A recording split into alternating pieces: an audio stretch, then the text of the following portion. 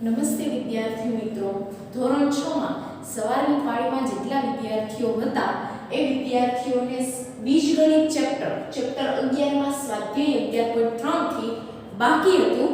બપોરની પાળીમાં એ ચેપ્ટર પૂરું થઈ ગયું હતું, એટલા માટે સવારની પાળી માટે આ વિડિયોમાં આપનું હાર્દિક સ્વાગત છે. પ્રશ્ન 4 થી આપણે શરૂ કરીએ. હું રકમ વાંચું છું, તમારું ટેક્સ્ટ બુકમાં ધ્યાન. નીચેના દરેકની અભિવ્યક્તિ આપો. અભિવ્યક્તિ એટલે હું સમજાવું છું. પહેલા રકમ લખું છું, 7 ને p માં ઉમેરતા. 7 ને p માં ઉમેરતા એટલે અભિવ્યક્તિ એટલે તો પ્રશ્ન અભિવ્યક્તિ એટલે શું? તમારા માટે નવો શબ્દ છે અભિવ્યક્તિ. અભિવ્યક્તિ એટલે ના જેવું. 7 ને p માં ઉમેરતા. તો આ શબ્દને તમે ટૂંકી રીતે કઈ રીતે લખી શકો? સમીકરણના રૂપમાં અથવા તો શોર્ટ ફોર્મમાં કઈ રીતે લખી શકાય? એને શું કહેવાય? એના જેવું એટલે અભિવ્યક્તિ. વ્યક્તિ જેવું મતલબ કે 7 ને p માં ઉમેરતા. આટલું લાંબુ ન લખવું હોય તો શોર્ટ ફોર્મમાં શું લખાય? 7 ને p માં ઉમેરતા. આ p છે એમાં 7 ને ઉમેર્યા એટલે 7 + p અથવા p + 7. બીજું જોઈએ, p ને 7 વડે ગુણતા. p ને 7 વડે ગુણતા. તો p ને અહીંયા p તો લખી નાખો. p ને શું કરવાનું? 7 વડે ગુણવાના. તો આ ગુણ્યા. કેમ? હું એમ કહું કે 2 ને 3 વડે ગુણતા. તો તમે શું કરો? 2 × 3. તો અહીંયા 2 ની જગ્યાએ p છે. c જોઈએ, 7 ને m માંથી બાદ કરતા. -m માંથી બાદ કરતા.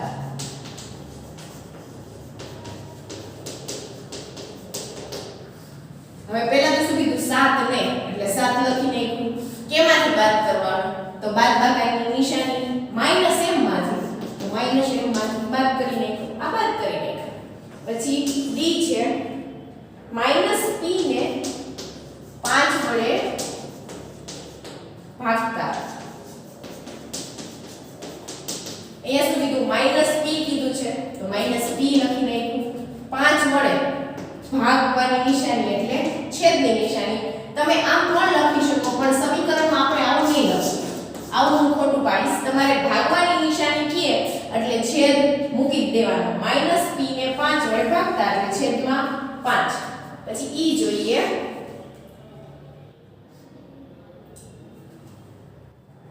-p ને -5 વડે ગુણતા. એ તમારે છે ને આનો ક્રમ બદલાઈ ગયો છે, એ તમે તમારી રીતે જોજો. મેં આ રકમ લખી છે, તમે રકમ મુજબ જોજો. પછી છે 7 ને p માંથી બાદ કરતા. p માંથી બાદ કરતા. વિદ્યાર્થી મિત્રો, તમે આ રકમ મુજબ જોજો, આ ક્રમ મુજબ ના જતા.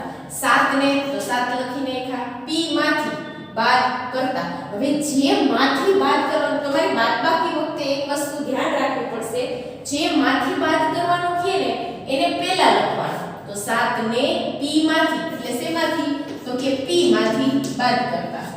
હું એમ કહું 3 ને 2 માંથી બાદ કરતા, તો તમે શું લખો? 2 - 3.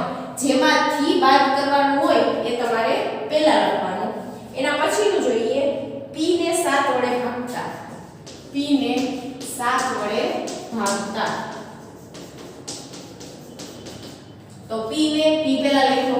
ભાગવાની નિશાની એટલે છેદની નિશાની કેટલા વડે? કે 7 વડે. આટલું લખી લ્યો. પછી આગળ વધીએ.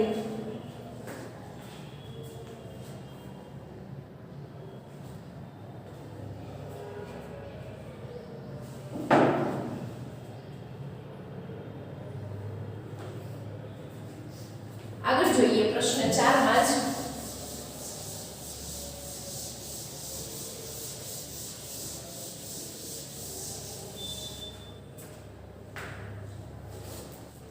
એની રકમ છે -p ને 5 વડે ગુણતા.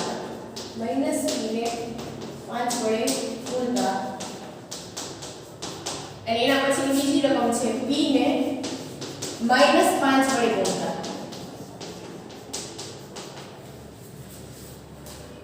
અહીંયા ક્રિયા શું કરવાની છે? ગુણાકાર. પહેલા એ જોઈ લો. મેં બેની વચ્ચે ગુણાકાર નિશાની મૂકી દીધી. હા, કોને? -p ને. તો -p મૂકી.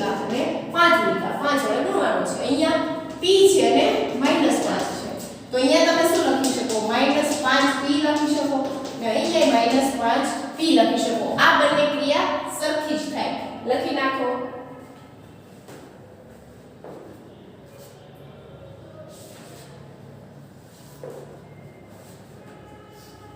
આગળ જોઈએ પ્રશ્ન 5।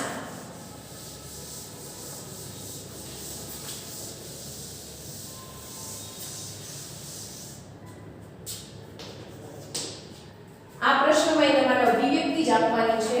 હું રકમ લખતી જાઉં છું, તમે ટેક્સ્ટબુકમાં ધ્યાન આપો। 11 ને 2m વડે 2m માં ઉમેરતા। હું પહેલા રકમ લખી લઉં છું, પછી બીજું છે 11 ને 2m માંથી બાદ કરતા। પછી ત્રીજું છે y ના 5 ગણામાં 3 ઉમેરતા। ચોથું છે d y ના 5 ગણામાંથી 3 બાદ કરતા। e છે y ને -8 વડે ગુણતા।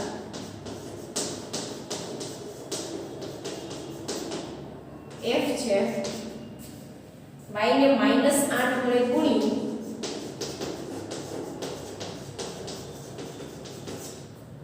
મળતા પરિણામમાં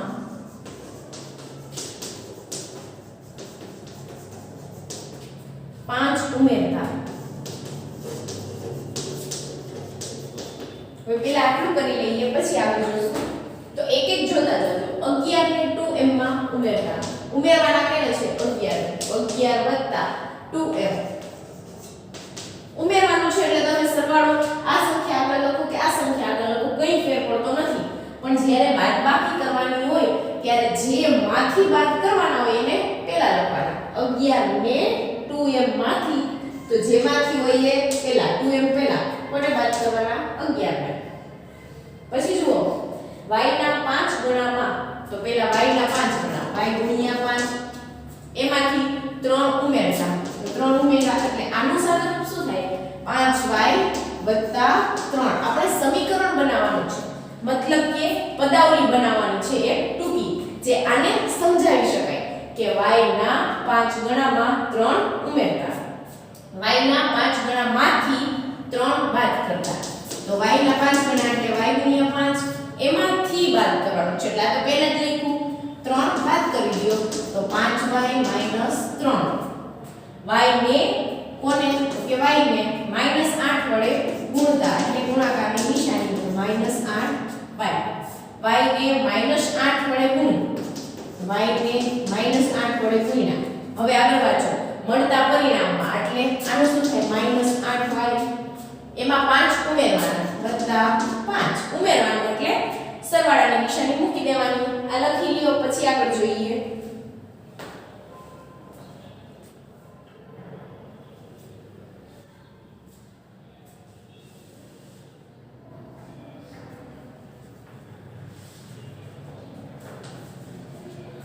આગળ જોઈએ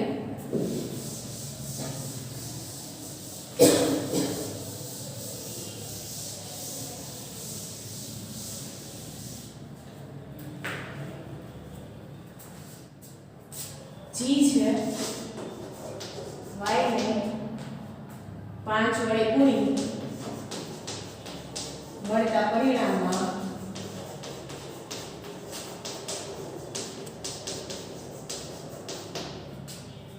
16 મળતા પરિણામ ને 16 માંથી બાદ કરતા। પહેલા તો શું કીધું y ને 5 વડે ગુણ્યું, તો y ને 5 વડે ગુણ્યા એમાં મળતું પરિણામ, એટલે આનું પરિણામ શું મળે 5y। પરિણામને 16 માંથી બાદ કરવાના, કેમાંથી 16 માંથી, તો અહીંયા શું લખશો -16 માંથી 5y, આ તમારો જવાબ છે। 16 માંથી બાદ કરતા આ પરિણામને, એટલે y ને 5 વડે ગુણીને એટલે 5y। પછી h જોઈએ, આ g છે,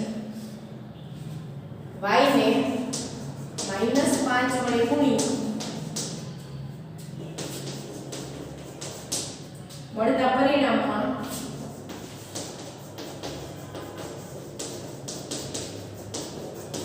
16 ઉમેરતા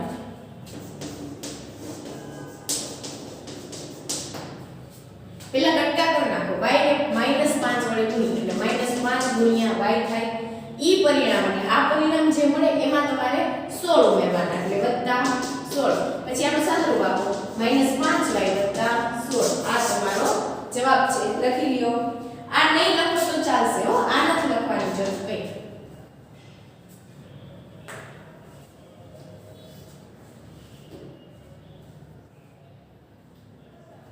આગળ જોઈએ પ્રશ્ન 6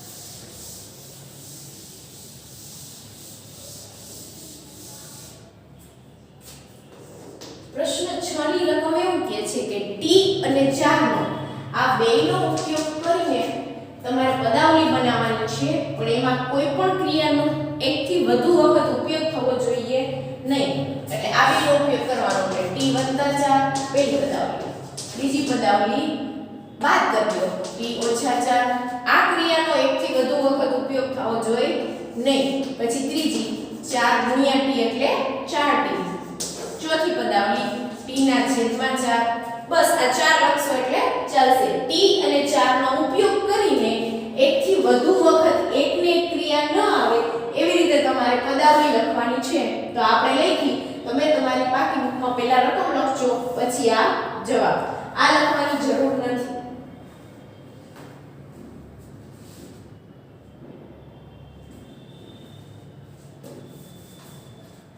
પ્રશ્ન 6 નો બી જોઈએ એની રકમ વાંચું છું માત્ર બે જ ક્રિયાઓનો ઉપયોગ કરીને બે ક્રિયા એટલે કોઈ પણ તમે ક્રિયા લઈ શકો ક્રિયા એટલે સરવાળો અથવા બાદબાકી ભાગાકાર અથવા ગુણાકાર ચાર માંથી કોઈ પણ લઈ શકો તમારે ઉપયોગ કોનો કરવાનો છે તો કે દરેક એમાં ઉપયોગ કરવાનો છે y 2 અને 7 નો એની અભિવ્યક્તિ બનાવવાની છે અને ધ્યાન રાખવાનું છે કે દરેક અભિવ્યક્તિમાં y તો હોવો જ જોઈએ આગળની અભિવ્યક્તિમાં એક ધ્યાન રાખવાનું હતું કે એમાં t તો હોવો જ જોઈએ ખાલી 4 નો ઉપયોગ કરીને બનાવી શકાય નહીં અહીંયા શું ધ્યાન રાખવાનું છે કે બધી અભિવ્યક્તિમાં તમારે y તો હોવો જ જોઈએ તો બનાવીએ પણ અહીંયા શું કીધું છે એકને એક ક્રિયામાં તમારે કોઈ પણ 4 ક્રિયામાંથી સરવાળો બાદબાકી ભાગાકાર અને ગુણાકાર આ ચારમાંથી કોઈ પણ બેનો જ ઉપયોગ કરવાનો તો લખો 2y 7 આપેલી પછી બીજી અભિવ્યક્તિ 7y 2 પણ અહીંયા જો આવી રીતે કોઈ લખશે તો ચાલશે નહીં કારણ કે એક ક્રિયાનો એકથી વધુ ઉપયોગ કરવાનો નથી હવે ભાગાકાર વાળું લઈ લ્યો 7/y 2 અને ત્રીજું ચોથું પાછું ગુણાકાર લઈ લ્યો તમે સરવાળો અને બાદબાકી લીધું છે એટલે આ બે જ લઈ શકશો ભાગાકાર અથવા ગુણાકાર નહીં લઈ શકીએ કારણ કે આપણે રકમમાં કીધું છે કે બે જ ક્રિયાનો ઉપયોગ કરવાનો છે તો હવે લખો 2/y 7 આ લખી નાખો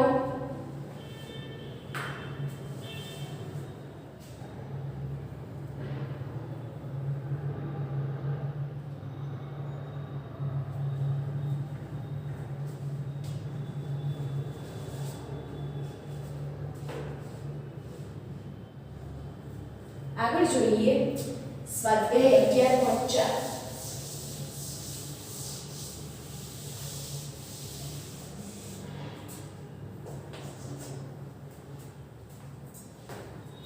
હું રકમ વાંચું છું તમારું ટેક્સ્ટબુક માં ધ્યાન સરિતાની હાલની ઉંમર y વર્ષ છે તો એમાં પહેલું છે પ્રશ્ન પહેલાનો એમાં પહેલું છે i 5 વર્ષ પછી તેની ઉંમર કેટલી હશે તમારે શું આપવાનું છે એના જવાબ આપવાના છે તો અહીંયા શું લખવાનું સરિતાની હાલની ઉંમર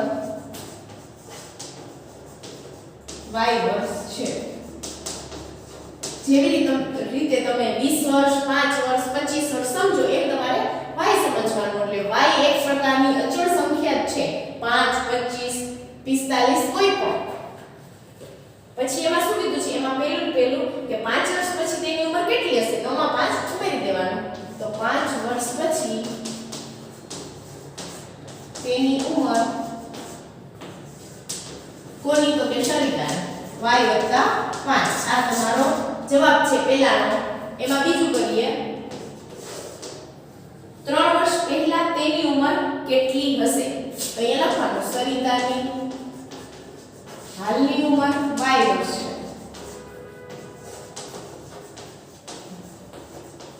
અહીંયા વર્ષ એકમ લખવો ફરજિયાત છે. y વર્ષ છે એમાં બીજું શું કીધું છે? 3 વર્ષ પહેલાની ઉંમર. તો એ લખવાનું 3 વર્ષ પહેલાની ઉંમર y માંથી 3 બાદ કરો એટલે 3 વર્ષ પહેલાની મળે. એટલે દાખલા તરીકે તમારી ઉંમર અત્યારે 12 વર્ષ હોય તો 3 વર્ષ પહેલા તમારી ઉંમર કેટલી હોય? 12 માંથી 3 બાદ કરો એટલી. અહીંયા સરિતા માટે y વર્ષ આપેલા છે. ત્રીજું જોઈએ સરિતાના દાદા તેનાથી 6 ગણી ઉંમરના છે તો તેના દાદાની ઉંમર કેટલી હશે? હવે સરિતાના દાદા કોના 6 ગણા છે? તો કે સરિતાની ઉંમરથી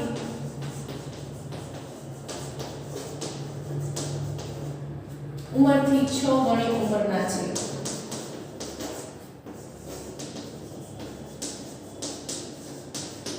અને સરિતા કેટલી છે? તો કે y વર્ષ છે. એ લખવાનું સરિતા ની ઉંમર y વર્ષ છે. તેના દાદા એના 6 ગણા છે તો શું થાય? 6y. આટલું લખી લ્યો પછી આગળ જોઈએ.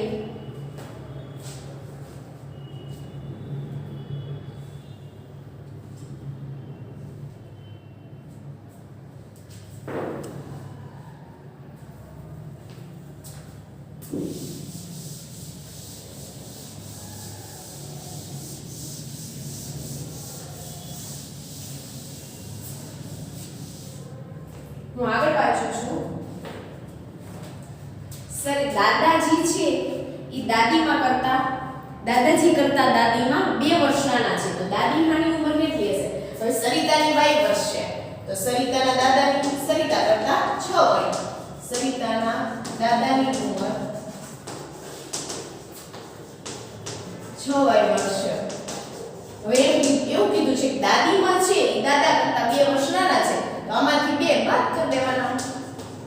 સરિતાના દાદીમાં દાદાજી કરતા 2 વર્ષ નાના છે માટે દાદીમાની ઉંમર શું થાય? 6y માંથી 2 બાદ કરો.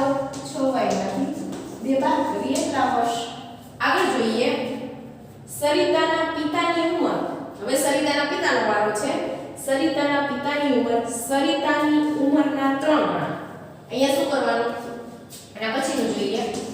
સરિતાની ઉંમર કેટલી છે? તો કે y વર્ષ. હવે અમારે કોણ વાંચવું? સરિતાના પિતાની ઉંમર સરિતાની ઉંમરના 3 ગણાથી 5 વર્ષ વધારે. અહીંયા લખવાનું સરિતાના પિતા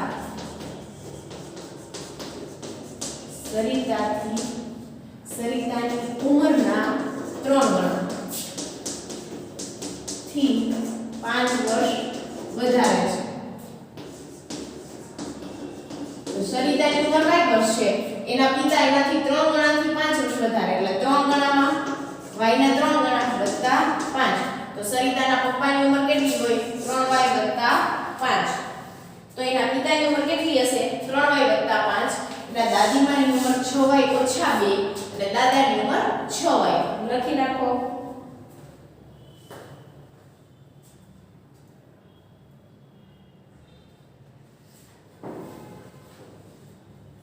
આગળ જોઈએ પ્રશ્ન બીજો.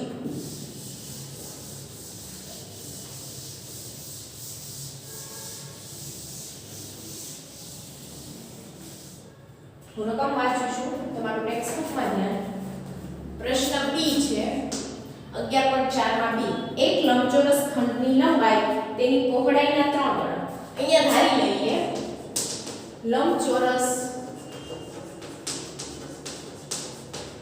ખંડની લંબાઈ L અને પહોળાઈ B લો. લો મતલબ કે B તમારે ધારવાની. હવે શું કીધું? એની લંબાઈ છે એની પહોળાઈના 3 ગણા કરતા. એટલે લંબાઈ બરાબર આ પહોળાઈ લખો પહેલા. હું જો સ્ટેપ બાય સ્ટેપ સમજાવું છું. એની લંબાઈ l ઈ પહોળાઈ b ના 3 ગણા કરતા. આ 3 ગણા લંબાઈ છે ઈ પહોળાઈના 3 ગણા કરતા 4 મીટર ઓછી છે.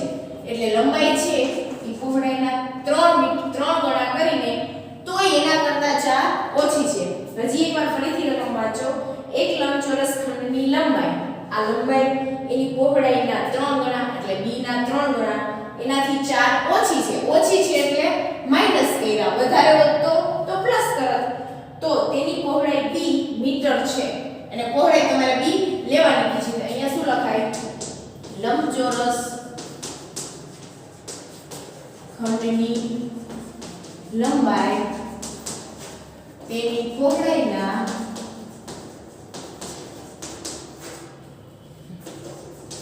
3 ગણાથી 4 જેટલી ઓછી છે.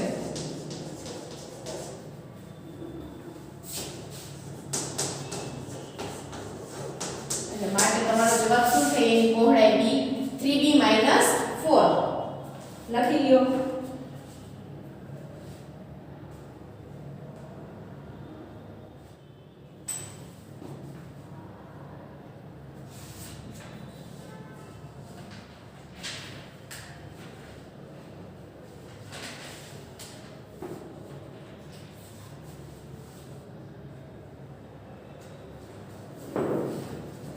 આગળ જોઈએ સી.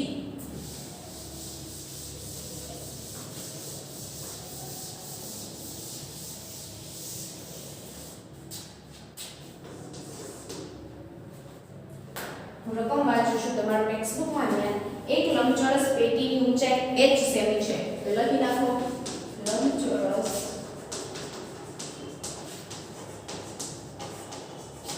પેટીની ઊંચાઈ h સેમી છે.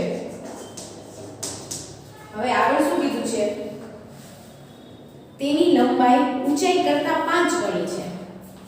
તો અહીંયા પેટીની લંબાઈ ઊંચાઈ h કરતા 5 ગણી છે. એટલે ઊંચાઈની લંબાઈ શું થાય? 5 ગણી છે તો l બરાબર 5h. લંબાઈ 5h, એની લંબાઈ l, ઊંચાઈ h કરતા એટલે h કરતા 5 ગણી છે એટલે 5h. હવે આગળ વાંચો. તો પહોળાઈ અને આગળ કીધું છે કે પહોળાઈ છે એ લંબાઈ કરતા 10 સેમી ઓછી છે. પહોળાઈ લંબાઈ કરતા 10 સેમી ઓછી છે. હવે અહીંયા લંબાઈ શું છે? તો કે l. પણ l કોના બરાબર છે? 5h કરતા. તો એ 5h 10 કરતા ઓછી છે એટલે 5h - 10. આ કેમ આવ્યું? ફરીથી સમજો. એક સ્ટેપ વાંચતા જાઓ. એક લંબચોરસ પેટીની ઊંચાઈ h સેમી છે. પછી એમાં કીધું છે એની લંબાઈ છે એ ઊંચાઈ કરતા 5 ગણી છે. આ લંબાઈ છે એ ઊંચાઈ કરતા 5 ગણી છે એટલે l બરાબર 5h. બરાબર. હવે આગળ વાંચો. અને એની પહોળાઈ છે, પહોળાઈ લંબાઈ કરતા 10 સેમી ઓછી છે. એટલે એની પહોળાઈ માટે b ધારો. વાંધો નહીં, n ન ધારશો તોય ચાલશે. b એમને લખશો તો બી. હવે એમ કીધું લંબાઈ કરતા. અહીંયા લંબાઈ શું છે? તો કે 5h. l છે પણ l બરાબર શું છે? 5h. તો 5h કરતા 10 સેમી ઓછી છે એટલે બાદ કર્યું. લખી નાખો.